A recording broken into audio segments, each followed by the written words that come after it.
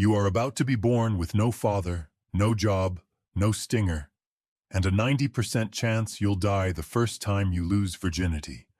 Welcome to life as a male bee. You start life as an unfertilized egg, dropped into a slightly larger cell than your sisters get. That's not a compliment. It's just because you're going to need the extra room to grow into a body built for exactly one purpose.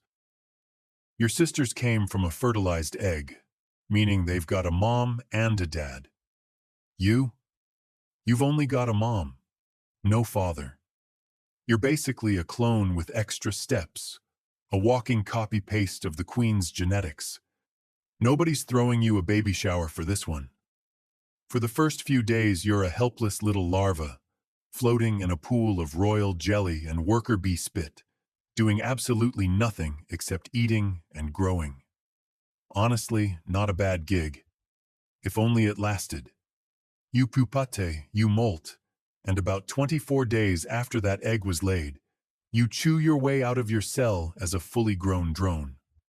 Bigger than your worker sisters, bulkier, with enormous eyes built for exactly one task, spotting a queen in mid-flight from a distance. Cool superpower. Shame about everything else that comes with it. Here's the part where things start to sting, except they don't, because you don't have a stinger. That's right. You were born completely unarmed. No defense, no way to fight off predators, no way to even protect the hive you live in. Your sisters can sting an intruder and die a hero. You can't even participate. If a hornet shows up at the entrance, you're not the one fighting it off. You're just there, watching, hoping someone else handles it. So what do you do all day? Nothing. And I mean that literally. You don't forage for nectar, no pollen baskets on your legs. You weren't built for it. You don't make wax, you don't build comb, you don't nurse larvae, you don't guard the entrance, you don't clean the hive. Every single job that keeps a colony alive is done by your sisters.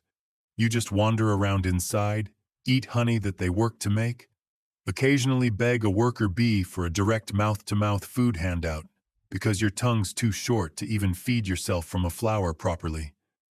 The workers tolerate you. For now. You're freeloading, sure, but you're freeloading with a purpose. At least, that's the theory. Somewhere out there, a virgin queen is going to take her one and only mating flight. And when she does, colonies for miles around send their drones out to chase her. You included. Every afternoon, weather permitting, you fly out to a drone congregation area, an actual real term, a spot in the sky, sometimes the same spot used for generations, where hundreds or even thousands of drones from dozens of different hives gather and just wait, hovering, watching, hoping today's the day. And then she appears, a queen cutting through the congregation at speed, and it becomes an aerial free-for-all. You and every other drone within eyesight take off after her, wing beats screaming, eyes locked on. This is it. This is the entire reason you exist. If you're fast enough, and lucky enough, because only about 10 to 20 drones out of the thousands even get a shot, you catch her mid-air and mate with her. Congratulations. You're also about to die. Mating for a drone is not gentle. It's explosive. Literally. Your reproductive organ detaches from your body during the act, snapping off inside the queen with an audible pop some beekeepers have actually recorded. You fall from the sky, paralyzed, eviscerated, dead within minutes. Your one shot at fatherhood costs you your entire abdomen. And here's the kicker. You weren't even her only partner that day.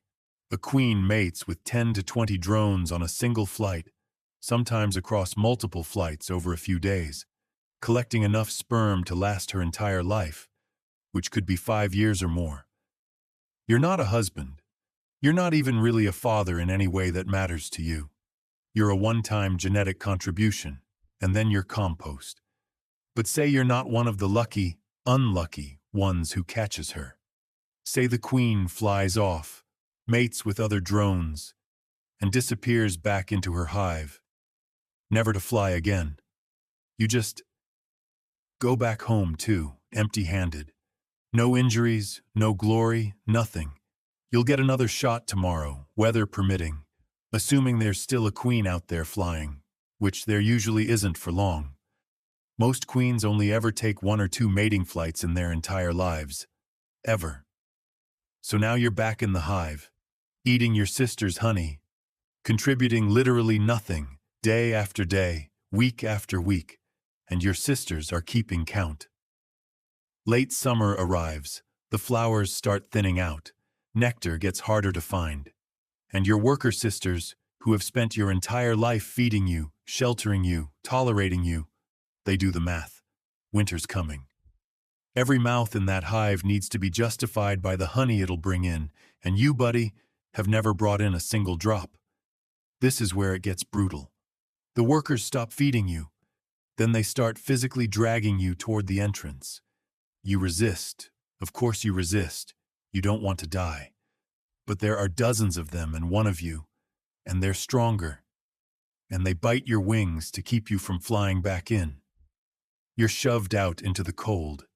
The hive seals up behind you. You can't forage. You can't feed yourself. You have no stinger to defend yourself with. No fat reserves built for surviving outside. Nothing. You'll last a day, maybe 2, before the cold or a hungry bird finishes what the eviction started. This is the fate of essentially every drone that doesn't mate. And remember, the vast, overwhelming majority never do. Out of every drone born in a hive that season, only a tiny fraction ever get near a queen. The rest just eat, wait, and get thrown out to die once they're no longer worth feeding. There's no dignity in it. No final hunt. No last stand. No glorious death. One day you're just outside the door you've lived behind your whole life. Wings shredded. And the sisters who raised you have already moved on. Because the hive doesn't have room for sentiment. It has room for survival. And that's the whole deal. You're born without a father, you live without a job, you die without a body if you succeed, and you die without a home if you don't. In a colony built entirely around cooperation and purpose, you exist for exactly 1 afternoon of your life, and the rest is just borrowed time, running out.